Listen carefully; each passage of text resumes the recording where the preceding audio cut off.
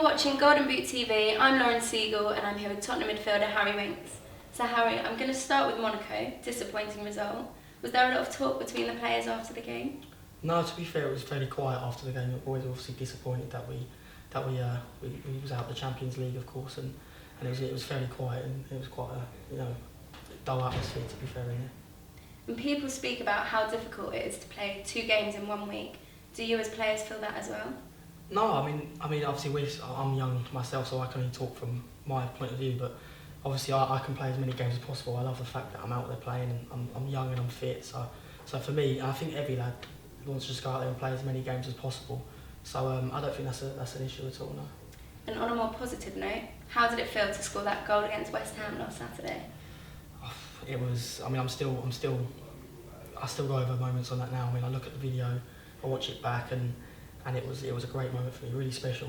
Obviously, I've got to move on from that now. I've got to focus on other parts of my game, other games coming up. But that moment for me was really special. Best moment of your career so far? Without a doubt, yeah, without a doubt. And I've heard rumours actually that you stood outside Pochettino's office for an hour and a half just to say thank you. Is that true, and what did the gaffer say? Not an hour and a half. It was. I mean, I did go and speak to him after the game, and obviously he congratulated me, as all the coaches did and all the players did.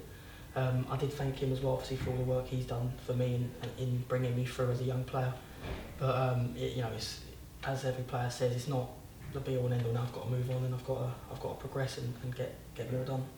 And have you seen the video of him with the F2 Freestylers? He's still got some tekkers. He's not bad. I mean, I actually watched it live at the time. Did you? We come out of training and it was in the dome. We was watching it through the screen, and I think there was a few takes, but him and the F2 Freestylers are obviously very, very good. Yeah. Does he ever get involved in training? Not really. I mean, if we are a player short or someone goes in injured and we need someone to step in, he can step in. Obviously, he's a player himself, so he knows how to play, of course, and he's a good player. So yeah, if he does need to step in, he's capable of doing that. And are there any funny stories from a time that he has joined in? Anyone tripping up? I think actually I remember one session we was doing a small-sided game and he come involved, and I think him and Trippier had a bit of a collision, and I think one of them got injured. I'm not too sure which one, but one of them did have to go in. I think with their back or something like that. But yeah, that was a while back. Whose fault was it? Well, I've got to sit on the fence here. I can't say either one of them. So what was a better feeling, walking on the pitch for your Premier League debut or Champions League debut? For me, they're both equal. I can't say which one's better. I think obviously the Champions League is the biggest club competition in the world. So for me to actually walk out there and hear that music, it was again another fantastic and special moment for me. But they're both equal in my sense. And I know you're probably going to guess which number I'm going to say here, but have you ever thought about changing the number on your shirt to... All the time. To which one? Number 40, of course, yeah.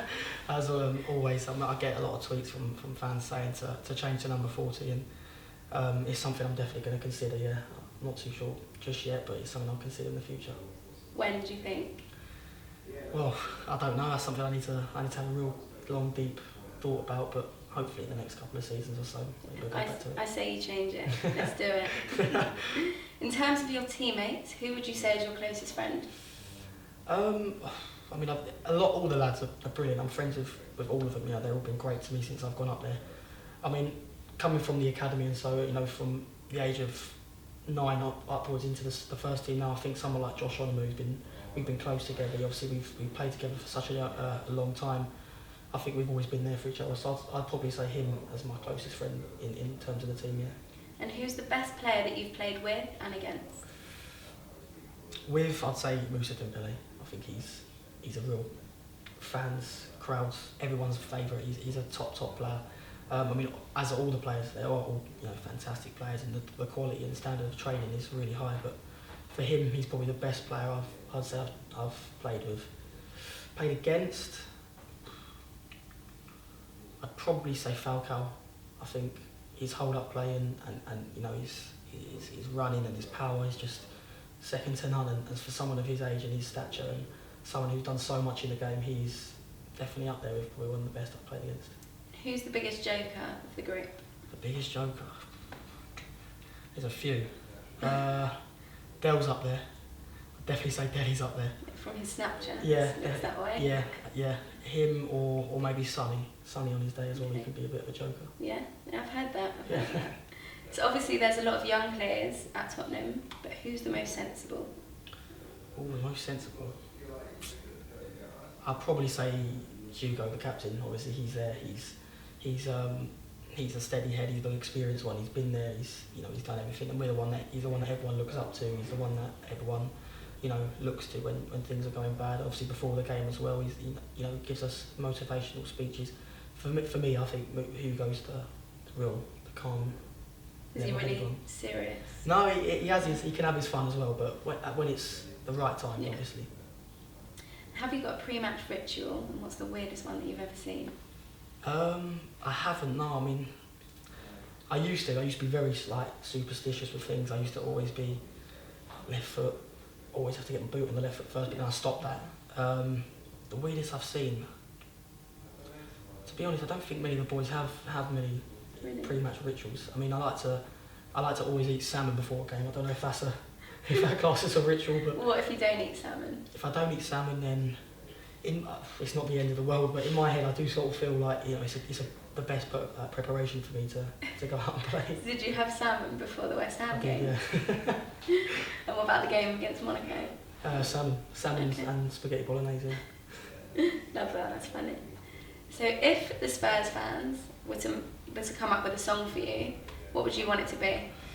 Because there must have been times where you'd sit in the bath and think, oh, imagine White Hart Lane singing this about me. To be honest, any song out there is perfect. I mean, I've had a couple in the past with youth team and stuff, and in youth cup, and I've heard a few fans sing some songs. But